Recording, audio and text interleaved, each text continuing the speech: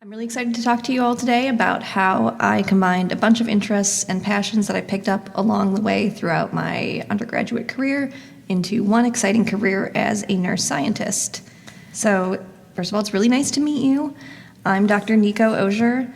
I am an assistant professor at the University of Texas at Austin. My primary appointment is in the School of Nursing, and my secondary appointment is in the Dell Medical School Department of Neurology.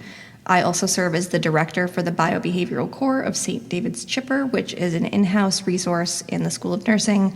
And in that role, I help other investigators to include biological endpoints in their studies, as well as connect them to basic laboratory equipment that they might need, but not otherwise have access to, like freezers and centrifuges and things like that. I accumulated a number of degrees on my path to becoming a nurse scientist. It started off in 2005, when I attended Michigan State University for my first degree. I got a bachelor's in nutritional science, and then in 2008, when I graduated, I realized that there were no jobs for people with my degree that were interesting to me. I was told that people make rodent chow for research studies, and I decided I wanted to help people, and so somebody asked me if I wanted to be a nurse and help people in that way, and I thought maybe. So I went to nursing school between 2009 and 2010 and got my bachelor's of science in nursing. Then I went to the University of Pittsburgh from 2010 to 2016 and got a PhD in nursing. And then I did a postdoctoral fellowship at the National Institutes of Health through the National Institute of Nursing Research. And in 2017, I landed my dream job here at University of Texas at Austin. Along the way, in addition to taking a number of classes surrounding the basic sciences, healthcare, ethics of research, etc., I also had a lot of lab components as well as some real-world training in laboratories. I was a research assistant in a lab that looked at animal models of obesity. I was also a research assistant in a human lab that looked at nutrition and obesity as a predictor for colorectal cancer in humans. And I got a lot of teaching experience as a learning assistant for chemistry, a teaching fellow for genetics, and a clinical instructor for a geriatrics course. And this really enabled me to sort of try out a lot of the key pieces of the job that I'll talk about later and figure out that it was, in fact, a pretty good fit for me. So it did take me a while to get here, and I assure you not all who wander are lost. I eventually did figure out what I wanted to do and started my own laboratory, and here you can see a team of my dedicated volunteers who help me in the lab. In terms of a day in the life, it really is a unique job in that every 2 days are a little bit different, and it just kind of depends on the needs that arise. You wear a number of hats as a nurse scientist, including being a teacher, a researcher, a mentor, and a committee member. So about 40% of my job currently is teaching. I teach a genetics and healthcare class as well as a science communication class. And I spend a lot of time designing lectures, updating my slides, and trying to come up with new and engaging ways to interact with my students. A big priority for me as a nurse and somebody who the American public trusts as being ethical and trustworthy and conscientious of human needs. I try to convey the human piece in all my lectures and help people prepare for a career actually interacting with patients so that they can do that sensitively and appropriately. As a researcher, I have a focused program of study.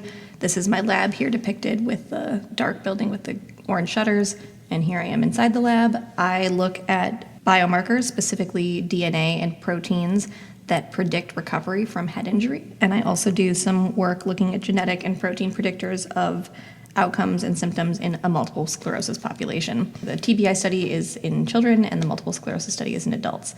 But the key theme that sort of underlies all of my research is using those molecular genomic approaches to understand the symptoms that people have and the way that they recover and experience disease and illness so that we can ideally harness that information to figure out who's going to need additional follow-up and intervention, and maybe even one day design some drugs or other non-pharmacologic interventions that can help to improve outcomes for these populations. But a lot of people think that nurses don't do any research, and that's just not true.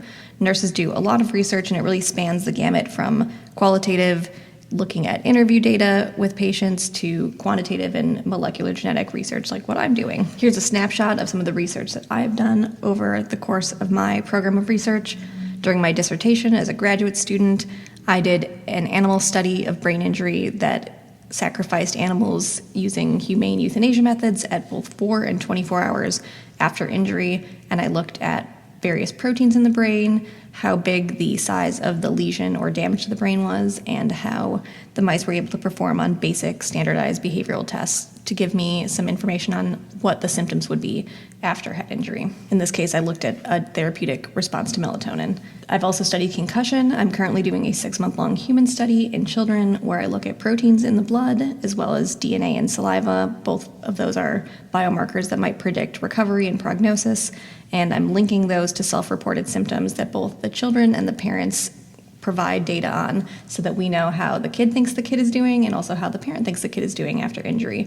And we can track their recovery over time and see if there's any biomarkers that predict who ends up recovering better or not recovering as well.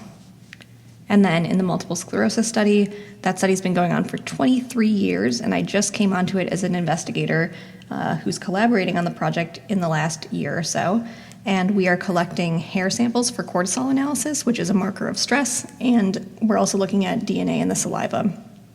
And we'll be correlating those biomarkers to self-reported symptoms as well as disease trajectory and multiple sclerosis subtype, because there are different groups of multiple sclerosis. Some people have a relapsing remitting form, other people have a primary progressive form, which just gets worse and worse over time. When you do research, a huge part of what you need to do afterwards is present your findings. Here are just a couple examples of posters that I have given at national and international conferences. It's critical that you get your recent discoveries out to the scientific community and also use those as opportunities to network with your peers so that they know who you are and you can identify other people to work on future studies with. The best practice is always turning every presentation that you make into a paper that people can read in peer-reviewed journals, because of course not everybody can make it to those conferences, and so a huge part of my job is being an author, and to date I've published over 30 papers and book chapters.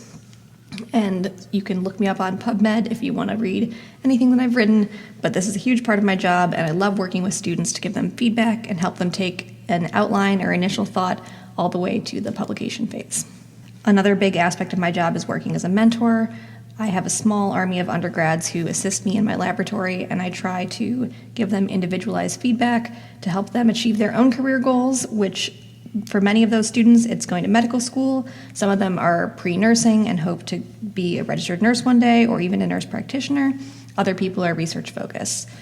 I also have a service role to my job that's about 30%. So 40% teaching, 30% research, and 30% service. This consists of working on reviewing manuscripts and grants for other organizations and journals. So not only do I have to publish my own original work, I also have to review other people's manuscripts for consideration for publication in journals. I also review grants to determine if they should be fundable based on an organization's funding priorities and any criteria outlined by the donors. I work on committees at the University of Texas at Austin, as well as in professional organizations such as the International Society of Nurses and Genetics. And I review abstracts for poster presentations and podium presentations of the professional organizations that I belong to and that I attend their conferences of. So that's how I spend a lot of my time as well, and giving presentations at the school, such as at our local sustainability showdown. Another piece of my job that I didn't necessarily anticipate when I went to graduate school and started looking for faculty positions was that I am a PR manager.